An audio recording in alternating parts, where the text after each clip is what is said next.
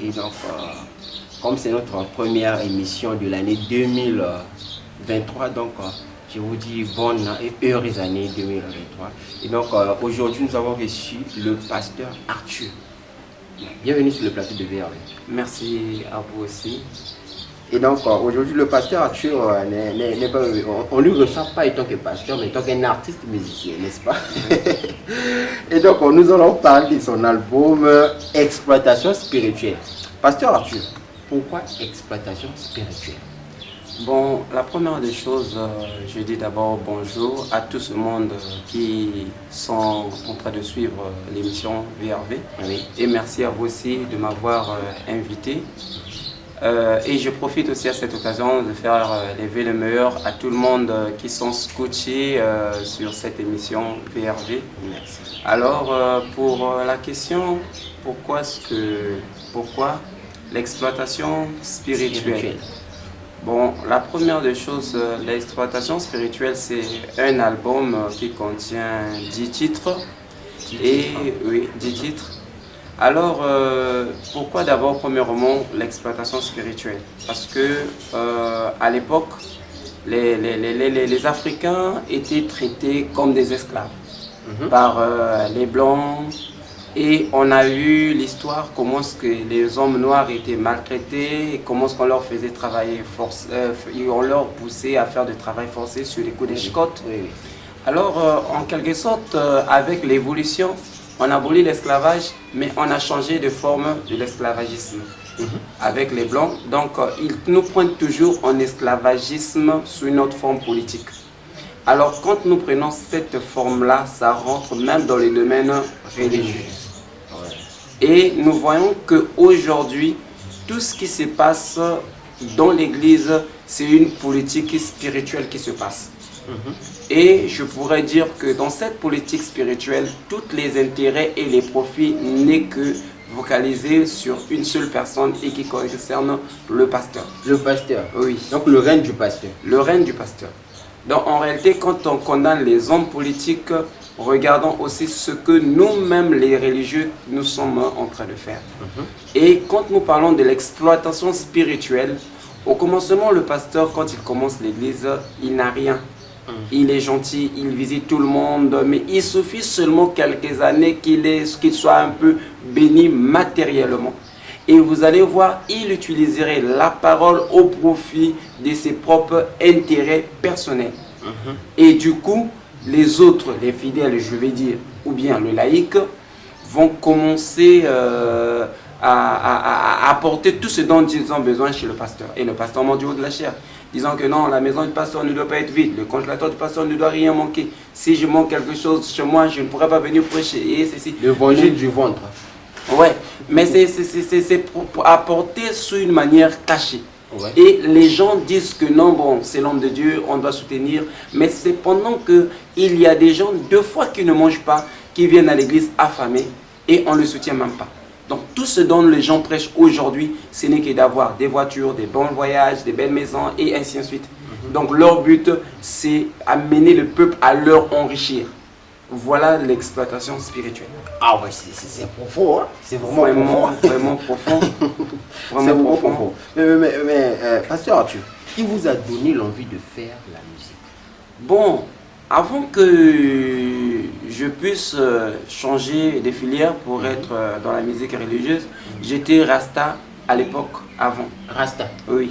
Je m'inspirais plus de chansons d'Alpha Blondy. Alpha Blondy était une personne que je voulais le ressembler. Et c'était au fait, je vais dire, mon idole. Alors, toutes les chansons dont je faisais, c'était des chansons engagées.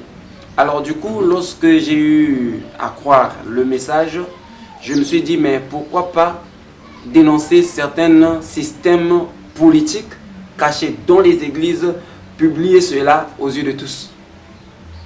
Et je sais que ça a eu à faire couler beaucoup d'encre, mais au moins, la vérité reste vérité. La vérité n'est pas seulement pour les brebis. Nous-mêmes aussi, nous devons nous dire des vérités. Effectivement, la parole de Dieu, ça n'est pas double tranchant. Oui, oui. Mais cette épée-là, on utilise ça maintenant que pour faire du mal à certaines personnes. Puisque aujourd'hui, nous, les hommes de Dieu, nous pensons le fait d'être dans la parole, prêcher la parole aux gens, on ne fait que condamner les autres, et nous-mêmes, nous ne condamnons pas. Et beaucoup plus, c'est des prédications dirigées. Des prédications dirigées, et des prédications dirigées qui ne bénissent pas. Qui amènent au fait les gens à pouvoir s'attrister, affaiblir leur foi, à leur repousser. C'est comme j'ai toujours dit, aujourd'hui, quand un pasteur, une brebis commun, le pasteur lui blâme. Pourquoi tu as eu à faire ça? Je ne veux plus te voir à l'église. Sors, allez, voilà. Il parle en tant que père. Mais lui-même, quand il tombe dans la même bêtise, il dit que ça retombe sur les ailes du Saint-Esprit. Les aides du Saint-Esprit. Oui. Donc c'est le Saint-Esprit qui supporte les erreurs du pasteur. Oui. C'est pas possible ça. Mais plus qu'on est resté longtemps dans un système de prêcher, on croit maintenant être habitué avec Dieu. C'est comme si Dieu dort avec nous. Donc du coup, la crainte de Dieu n'est plus encore dans le cœur. Alors les gens commencent maintenant à être dans la routine au point que tous les jours c'est les mêmes choses, et les gens commencent à s'habituer. Même le pasteur lui-même avait eu à faire ceci, les diacres ont vu. Bon, maintenant moi aussi si je fais ceci, il y aura quel problème? Alors, donc la mondanité, il n'y a plus la spiritualité. La spiritualité n'est plus. La spiritualité n'est plus, et c'est causé par les hommes de Dieu. Si aujourd'hui l'homme de Dieu qui compte le péché arrive à faire maintenant des choses qui sont contraires à la parole, et les brebis voient, mais qu'est-ce que les brebis vont faire? Ils vont aussi faire la même chose, ils vont dire, mais puisque lui-même l'homme de Dieu qui nous conduit le fait, mais pourquoi pas nous aussi qu'on puisse le faire? Comment c'est un peu grave. Pasteur Arthur, quelles sont les difficultés que vous avez rencontrées dans votre domaine musical? Bon, les difficultés que j'ai croisées, par exemple, mes produits, je les fais avec mes propres frais. Oui, je n'ai pas de soutien. Pas de subvention. Non. Déjà, je suis détesté de tous. Il y a même un serviteur de Dieu qui avait dit à son église, n'écoutez pas les chansons de ce frère, c'est un païen. C'est pas possible parce que l'exploitation spirituelle, c'est grave. C'est un païen. Le frère là détruit la foi des gens. Et souvent, on m'a dit que même que ce sont les païens qui s'intéressent à mes chansons. Mais en réalité, pour moi, j'ai dit que non, ça bénit tout le monde. Peut-être quelque part, il y avait un frère qui a eu à subir et il n'avait pas vraiment le courage de pouvoir parler. Maintenant, il trouve quelqu'un qui arrive au moins à le dire. Et qu'est-ce que ce frère-là va faire? Il va se relever pour dire au moins, j'ai trouvé un homme qui arrive au moins à dire les vérités sur ce qui se passe dans l'église. Les difficultés, j'ai toujours croisé les difficultés. Des fois, j'ai du mal à pouvoir trouver des sous pour réaliser certains clips. Et je le fais avec le moyen de bord. Les difficultés, je n'ai pas un producteur, je n'ai pas un soutien, mais à ce que je sais, je ne vends pas mes produits, je les partage gratuitement parce que c'est un don de Dieu, on ne peut pas commercialiser cela comme le font les autres, mais je sais que Dieu me récompensera par rapport aux efforts dont je suis en train de faire. Une fois que quelqu'un, quelque part, est béni par mes chansons, alors du coup, Dieu est en train de cocher dans mon agenda. Un jour, il me rendra ce dont je suis en train de dépenser. Il n'y a pas un sacrifice, sans pourtant recevoir les efforts fournis, les sacrifices faits. Il n'y a pas vraiment au fait, comment je vais dire, il n'y a pas un travail qu'une personne peut faire qui n'ait pas de salaire. Même un péché qu'une personne fait, il y a un salaire. Alors, comme une fois-ci, je suis en train de faire une chose qui bénit les enfants de Dieu. On dit toujours que la majorité et zéro périssent vite. Ouais, mais pourquoi? Parce qu'ils disent la vérité, ils marchent dans la vérité. Mais si je suis 1 euro, alors je dois, avant que je sois assassiné ou bien qu'on puisse me stopper, mais je dois déjà aider les gens. Donc c'est un peu ça, ce que je suis en train de croiser comme difficulté avec mes propres frères. Alors, merci beaucoup, le pasteur Arthur. Donc, nous allons suivre avec nos auditeurs quelques clips que vous avez eu à faire.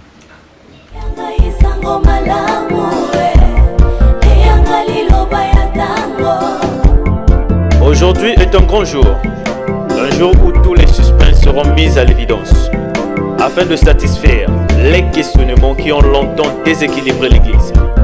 Les croyants s'interrogent, quelle Église est dans la vérité? Le mensonge passe en plein. Les églises se battent au lieu de s'entendre. Où est l'amour parmi eux? Voilà la charpente de ce pourquoi nous sommes ici. Que Dieu nous vienne en aide. La séance est ouverte.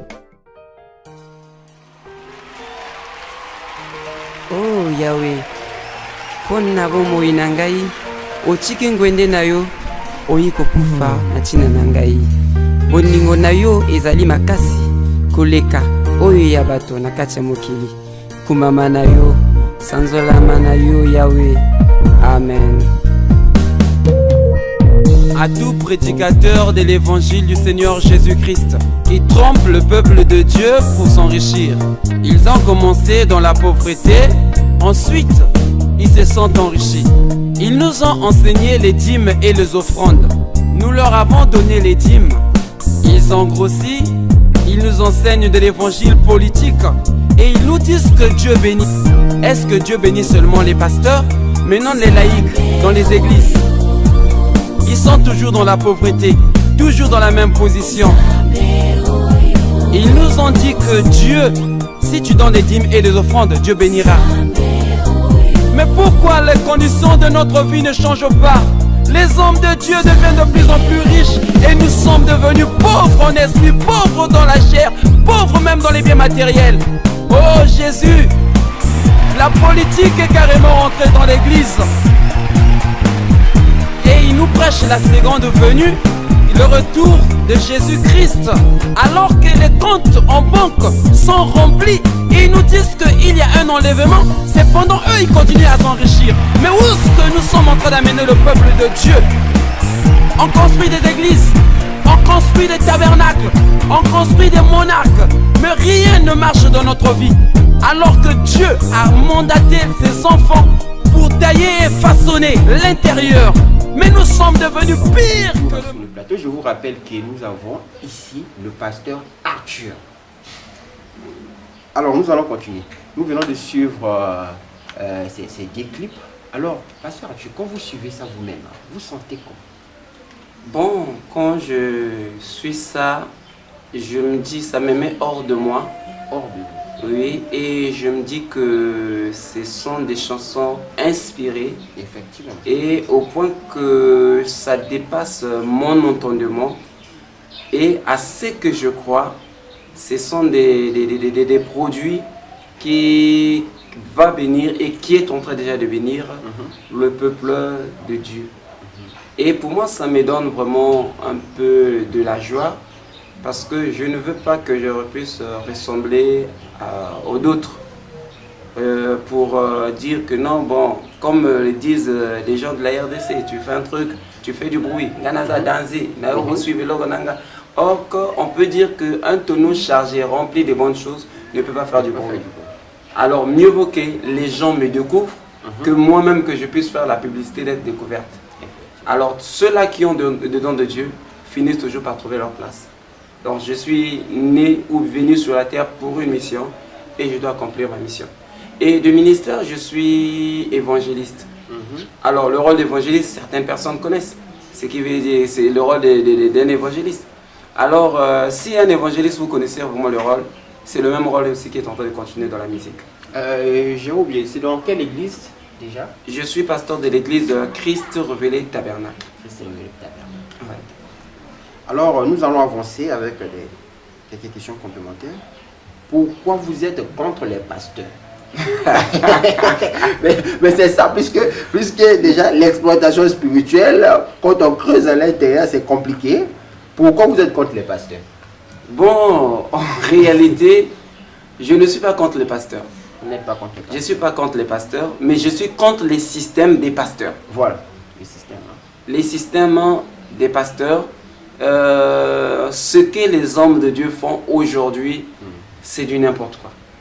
D'abord, premièrement, je suis contre les pasteurs parce que, ils font vivre les gens dans le passé. Alors, faisons vivre les gens dans le passé, c'est comme une personne qui conduit en regardant sur le rétroviseur. Et quand il conduit en regardant sur le rétroviseur, il va aller faire forcément un accident. À quoi me servirait-il de parler de Dieu de Branham s'il n'est pas le même aujourd'hui? À quoi me servirait-il de parler de Dieu de Moïse s'il n'est pas le même aujourd'hui? Alors, le système des pasteurs, quand il parle plus de William Branham a fait, c'est pour amener ce peuple-là à eux et non à Jésus. Après, vous allez commencer à écouter, non, le pasteur avait dit. Puisque déjà on a commencé à dire le frère Branham a dit, on trouverait c'est normal. Après, du coup, ça ne serait plus le frère Branham, ça serait maintenant le pasteur. Et après, quand ça deviendra le pasteur a dit, et ça deviendra maintenant que tous ces gens-là qui croient au pasteur, ils vont commencer à le croire, même si qu'il est dans l'erreur. Voilà ce qui fait que non, je suis contre les pasteurs. Ils amènent les gens dans le passé. Ils amènent les gens à l'argent, le voyage, et ainsi de suite. Nous ne faisons pas peut-être comme les gens de Romain. La destination finale, c'est de les emmener à eux, l'argent. Bon, imaginons, il y avait une conférence qui s'était passée en RDC. Un pasteur, un grand pasteur d'une église, je vais dire en RDC, du province de la RDC, qui va dire que non, moi j'ai 25 Prado, les États-Unis pour moi est devenu comme derrière la maison. Bon, maintenant, on avait besoin d'écouter toutes ces choses-là aux conférences. Moi j'ai dit aux gens que non, ça c'est l'orgueil, ce qu'il est en train de dire, c'est pour amener à faire croire aux gens qu'il a 25 Prado. Bon, maintenant, dans les 25 Prado qu'il a, est-ce qu'il y a des frères là-bas chez lui? C'est mal placé parce que ce n'est pas l'endroit idéal. Mais oui, mais voilà même ce qui fait que les hommes de Dieu aujourd'hui, je me pose des questions s'ils sont appelés par Dieu, ils sont appelés par le diable. Parce qu'aujourd'hui, on ne parle que des hommes de Dieu, l'homme de Dieu, l'homme de Dieu. Mais pourquoi pas aussi que l'homme du diable? Voilà le problème. On va en parler. On avait entendu que vous avez eu des menaces. Oui, j'ai eu des menaces par des pasteurs par rapport à mon premier single. Intitulé l'évangile politique, où je suis en train de parler sur les réalités qui se passent dans les églises. Aujourd'hui, vous commencez une église avec l'homme de Dieu, et du coup, demain plus tard, l'homme de Dieu grossit, il a maintenant une voiture, maintenant et toi tu l'as tenu. Oh, mais c'est un système. C'est un système. Aujourd'hui, je vais dire que par exemple, que non, Dieu m'a donné un ministère, bon, faisons un travail ensemble, soutenons l'œuvre. Alors, chacun apporte un petit quelque chose pour construire l'église. Maintenant, quand l'église termine, alors je vais voir maintenant quels sont ces gens-là qui vont me gêner. Les pions gênants. Voilà. Et je vais leur créer des problèmes. Les fois, ils deviennent les pions gênants du pouvoir. Oui, je vais leur créer des problèmes. Parce que déjà, quand quelqu'un mise beaucoup sur quelque chose, la personne devient comme autoritaire. Quand il y a un, ça ne va pas, il dit pasteur, ça ne va pas. Alors, qu'est-ce que le pasteur fait? Pour dominer ceux-là qui n'ont pas contribué, qu'est-ce qu'il faut faire? Il faut faire partir. C'est de la politique. Mais qu'est-ce qu'on dit? Carrément la politique dans l'église. Mais qu'est-ce qu'on dit? Quand une personne essaie de lever la tête, comme ce que le slogan de certains partis politiques dit, tu avances, on avance. Tu t'arrêtes, on te pointe. Tu recules, on t'abat. Mais c'est ce qu'ils font. Vous voyez? Alors, déjà, lorsque l'église termine, alors qu'est-ce que devient l'église? Le pasteur qui cherche maintenant à limoger tout ce monde qui sont devenus pions gênants. Et après, qu'est-ce qu'il va faire? Ça deviendra l'église où il va placer son fils comme étant associé. Oh là. Alors, pour moi, je vais dire que si les gens sont contre moi, c'est parce que c'est anti-parole ce que les gens sont en train de faire. Mais s'il voulait laisser son fils comme étant associé, mais pourquoi ne pas construire l'église avec son fils? Au moins, on va comprendre que c'est un kimbongiste. Oui, une église que non, si le papa meurt, c'est le fils qui replace aussi. Mais le message n'appartient à personne. Même Branham n'a pas eu à faire ça. Les gens vont dire peut-être que non, je ne vais pas rentrer là. Non. Je ne vais pas rentrer là. Mais au moins, ils m'ont combattu à cause de la vérité. Tu as faim, tu vas voir l'homme de Dieu. Par exemple, ce qui s'est passé dans les confinements. Le pasteur, il a aisément sur son canapé, il attend que les brebis lui envoient des dîmes. C'est le confinement où les gens crevaient de faim. Oh non, bien aimé, j'ai entendu qu'on a viré, tu peux me faire un momo tu peux me faire la dîme par momo. Bon, cependant, la dîme est payée à l'église. Et deux fois, on utilise la dîme sans prier pour celui qui paye la dîme. Deux fois, on ne connaît même pas là où vit la personne. Et des situations de la personne, le pasteur n'est même pas là. Deux fois, il reçoit la dîme de la personne, mais il ne connaît pas là où vit la brebis. Et quand la brebis meurt, il va dire, oh, mais je ne savais pas, il fallait qu'on puisse m'informer. Mais on va l'informer comment c'est pendant ce mois, on reçoit que l'argent. Il y a un cas dans mon église où j'étais sorti, une église que je tais le nom. Un frère voulait voir le pasteur. On l'a interdit, les diacres ont péché. Plus qu'aujourd'hui, les hommes de Dieu vivent plus que même les ministres politiques. Effectivement, la ceinture, parfois c'est des militaires. Oui. Des frères militaires qui font la ceinture. Oui. Je ne sais pas si Jésus aussi avait aussi ce genre de l'ordre là. Alors, qu'est-ce que le frère fait? Il dit que non, bon, j'ai l'enveloppe kaki, que je veux remettre sur le pasteur. Un diacre pour le frère, directement. Il lui conduit jusqu'à chez le Voilà pasteur. la politique de l'église. Bon, pour Bangaïté, hein. C'est la vérité. C'est la vérité. Mais c'est la réalité. Ce sont des choses qu'on doit parler. Et du coup, là, ça affaiblit la foi de certains croyants. Une fois, je suis parti voir mon pasteur avec mon épouse. Un diacre me crie dessus. Il dit, oh, quittez là. Alors, attendez, j'ai mon épouse et vous me rabouez comme si j'étais un gamin. Alors, du coup, dans l'église, Il s'adresse à un fils de Dieu. oui. Alors, c'est un diacre qui va venir dire, oh, pasteur, calme-toi, l'imisabiso et tout ça. Le diacre là m'a supplié. Moi, j'ai dit, mais non, c'est pas normal. Je suis égal à son pasteur, même si j'ai deux brebis et que lui, il en a 1000. Mais je suis au moins pasteur d'une église. Il y a un moment de respect. Lui, ce n'est qu'un diacre, on l'a placé. Bon, mais non, comment on peut manquer de respect à une personne comme ça? Mais la majorité de ces diacres-là, est-ce que des fois c'est Dieu qui leur dit non, placez, ou c'est le pasteur qui les place? C'est le pasteur qui place ces diacres pour avoir l'autorité sur eux et dominer le peuple de Dieu. et en plus de ça, monsieur Eddy, regardez un peu ce qui se passe. Aujourd'hui, le système ethnique est rentré dans l'église. Quand un diacre est Mboshi, quand un diacre est Mkongo, quand un diacre est Sundi, donc tous les Sundis qui sont à l'église vont commencer à aller voir rien que le diacre. Mais le diacre qui est Mkongo là, on ne va pas aller les voir. C'est pas vrai. Oui, et ça on dit que non, c'est l'église de Dieu. Mais on connaît les catholiques, mais les catholiques là-bas, il n'y a pas ce genre de choses. Hein. Et même les protestants. Avez-vous déjà entendu l'église protestante être divisée à cause de l'argent? Non. Et les catholiques à cause de l'argent. Mais pourquoi seulement le message? C'est parce que la majorité des gens du message, voilà. C'est comme une déclaration que j'ai souvent l'habitude de faire. De tout ce monde qui sont sortis de l'église Kukabateke, il n'y aurait que 2 personnes qui seront sauvées. Ouais. Il n'y aurait que 2 personnes. Mais c'est 1 sur 1 million. C'est grave. Mais Israël est sorti de l'Égypte pour la terre promise. Combien de personnes? 2 millions. Bon. Mais dans 2 millions, il y en a eu combien? Il n'y a eu que 2. On va en parler, puisque la technique nous fait signe, vu le temps. Vous avez chanté aussi un single, ce n'est pas normal. Mais finalement, pasteur Arthur, c'est compliqué. Ce n'est pas normal. Ce n'est pas normal. Ce n'est pas normal. Bientôt, les éditeurs vont savourer le produit. Ce n'est pas normal. Hier, on nous a prêché le choix d'une épouse. On nous a dit que la beauté ne compte pas. Et c'est le caractère et le Saint-Esprit dans la personne qui compte. On disait que la femme, on le cherche les yeux fermés. Les yeux fermés. Oui, ce qui veut dire dans la prière. Il faut aller en aveuglette. Voilà. Mais aujourd'hui, moi je contredis cela. Comment ça? Parce que, on ne peut pas épouser une femme sans pouvoir d'abord l'apprécier. D'abord, je dois d'abord la voir. Si elle est belle, elle me plaît. Parce que avant que je puisse manifester de l'amour envers la personne, je dois d'abord aimer le physique. Voilà. Alors, si j'avance, chacun de nous a ses goûts, chacun de nous a ses choix. Bien que c'est un choix que je vais associer Dieu, mais je dois voir si la femme a une bonne forme. Si moi j'ai par exemple celle qui a des beaux jolis derrière, alors je vais l'épouser par la beauté et les jolis derrière. Alors, maintenant, je vais aller prendre une femme parce qu'on me parle du Saint-Esprit. Mais oui, je peux aimer la personne à cause du Saint-Esprit et le caractère. Maintenant, on sort devant les gens pour présenter la sœur que non, ça c'est mon épouse. Maintenant, si elle est comme, je vais dire, excusez-moi de l'expression, bon, elle n'a pas par exemple de forme. Je vais convoiter la femme de l'autre. Voyez-vous? Alors, qu'est-ce que les pasteurs ont fait? Ils nous ont prêché la parole. On a dit Amen. C'est la forme et pardon, c'est le Saint-Esprit et le caractère. Mais regardez eux-mêmes ce qu'ils ont eu à faire. Mais la majorité des femmes de ces pasteurs, comment ils sont? Brunes, très belles. Mais côté comportement, même une païenne ne peut pas faire ce que la femme du pasteur fait.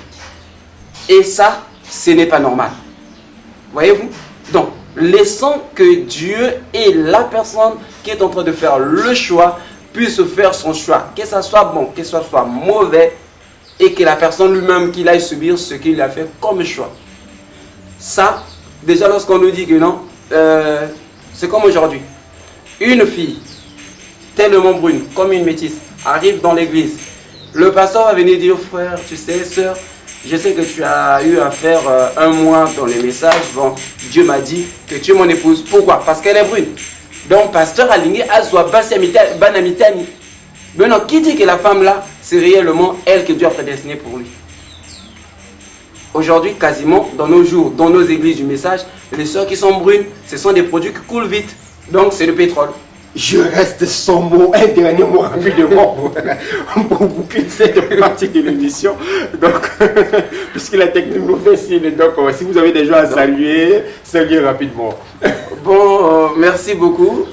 Et je profite de cette occasion de dire que d'ici peu, vous allez recevoir les clips Ce n'est pas normal. Ce n'est pas normal, il y a beaucoup de choses qui sont dites dans la chanson, qui dénoncent, qu'en fait, je dénonce certaines réalités qui se passent dans l'église et surtout sur le mariage. Alors, donc, en passant, je salue le frère Séverin, je salue tous les amis pasteurs, même si que les gens ne m'aiment pas, mais Jésus a dit que nous devons aimer même ceux-là qui nous aiment pas, et je prie pour vous. Je crois que vous allez finir un jour à me donner raison, même si que je partais, que ce combat, vous aussi, vous allez mener ce combat après mon départ. Que le Seigneur Jésus vous bénisse. Merci beaucoup. Ah, merci beaucoup. Donc, nous sommes arrivés à la fin de notre émission. Je vous rappelle que nous avons reçu le frère, le pasteur Arthur de l'église Christ révélé. Le révolutionnaire spirituel. Le révolutionnaire spirituel. Ça se soit déjà. Et donc rendez-vous au prochain numéro. J'en profite de saluer les enfants de l'école de dimanche et l'équipe de Jeff Coste et l'équipe de VRV. Donc, que le Seigneur vous bénisse richement et spirituellement. Gardez-le sur la parole. Oh Yahweh, pona bomoi na ngai, otiki ngwende na yo, oyi kokufa na ntina na ngai. Boningo na yo ezali makasi koleka oyo ya bato na kati ya mokili. Kumama na yo, sanzolama na yo Yahweh. Amen. À tout prédicateur de l'évangile du Seigneur Jésus-Christ qui trompe le peuple de Dieu pour s'enrichir. Ils ont commencé dans la pauvreté, ensuite ils se sont enrichis. Ils nous ont enseigné les dîmes et les offrandes. Nous leur avons donné les dîmes. Ils ont grossi, ils nous enseignent de l'évangile politique et ils nous disent que Dieu bénit. Est-ce que Dieu bénit seulement les pasteurs, mais non les laïcs dans les églises?